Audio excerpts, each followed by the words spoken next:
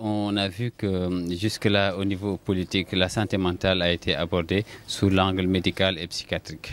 Or, il se trouve que depuis les indépendances jusqu'à aujourd'hui, notre pays ne dispose que de 35 psychiatres pour 18 millions d'habitants. Donc, même si vous doublez le nombre de psychiatres, vous le multipliez encore par 3 ou par 4, ce ne sera jamais suffisant pour prendre en charge les problèmes de santé mentale de la population. Donc ça, c'est un grand problème en termes d'effectifs. Si vous prenez en termes d'acuité, vous savez que nous avons traversé des crises sociopolitiques intenses entre 2021 et 2023-2024 qui ont eu un impact très très fort sur la population et surtout sur les petits-enfants. On observe en consultation que beaucoup d'enfants présentent de plus en plus des signes de sous-développement psycho-affectif, de sous-développement cognitif et de sous-développement moteur.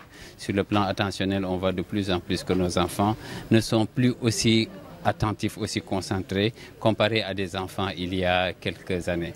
Quand vous comparez les consultations aujourd'hui, le nombre de consultations pour les retards de développement a littéralement explosé par rapport à ce que nous avons il y a à peine 5 ans. Donc ça veut dire que si nous ne prenons pas en charge rapidement cette question-là, le problème ne fera que s'empirer dans les 10 ans, dans les 15 ans qui viennent. Et ce qui est aujourd'hui en train d'être un problème de santé publique, parce qu'il y a une grande quantité de nos enfants de moins de 5 ans qui sont exposés, sans compter les adultes et les adolescents. Mais si vous vous projetez dans un horizon de 10 ans, 15 ans, ce qui est aujourd'hui un problème de santé mentale va rapidement devenir un problème de sécurité publique, parce qu'en réalité, nous aurons une race d'adolescents que nous n'allons pas comprendre, parce que ce sera quelque chose de complètement nouveau que nous n'avons pas su voir venir. Donc aujourd'hui, les psychiatres qui existent, les 35, ne pourront jamais prendre en charge la question de la santé mentale de 18 millions de Sénégalais. Et vous savez que notre population croît à un rythme très avancé. Donc vers 2030, nous serons peut-être autour de 20 à 22 millions d'habitants. L'écart va continuer à se creuser entre le nombre de psychiatres disponibles et la taille de la population. Voilà pourquoi l'approche purement médicale ne pourra pas satisfaire les besoins de la population en matière de santé mentale. Il faut inventer une approche beaucoup plus communautaire, beaucoup plus facile, dont le soutien psychologique par les pairs. Et nous avons ici, au niveau de l'université, la chance de pouvoir compter sur le leadership du directeur de l'EFR, M. Hassan Diakhaté, pour pouvoir mettre en place rapidement au sein du centre d'application d'intervention et de recherche coordonné par le professeur Mar, mettre en place cette unité de santé mentale qui va prendre en charge la santé de nos étudiants. C'est un signal fort à l'endroit de nos étudiants pour leur dire que vous comptez pour l'université.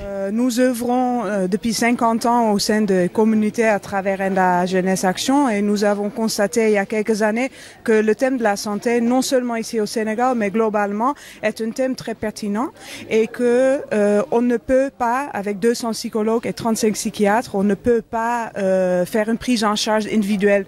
Il faudra vraiment prévenir et donc nous essayons de créer un filet de sécurité, de bien-être où tout le monde peut s'entraider parce que nous on sait que les jeunes et tout le monde on est prêt à s'entraider. Déjà votre culture est construite de cette façon et donc mais non seulement à travers à partir des communautés mais aussi de façon institutionnalisée si vous voulez et c'est pour cela qu'aujourd'hui c'est une grande fierté et une magnifique rencontre en fait où cette approche que nous faisons depuis 50 ans avec la Jeunesse Action et ici à cette université qui a une grande ouverture et qui veut servir les communautés qu'on est en partenariat ensemble. Salam alaikum. maa ngi di nuyu ñëpp ku nekk ak sa tur ak sa sant waa chers spectateurs maa ngi tudd Sophie sant Ndoye jóge Dakar mais waa Pays-Bas la je représente la fondation hollandaise qui s'appelle Kinderpostzegels.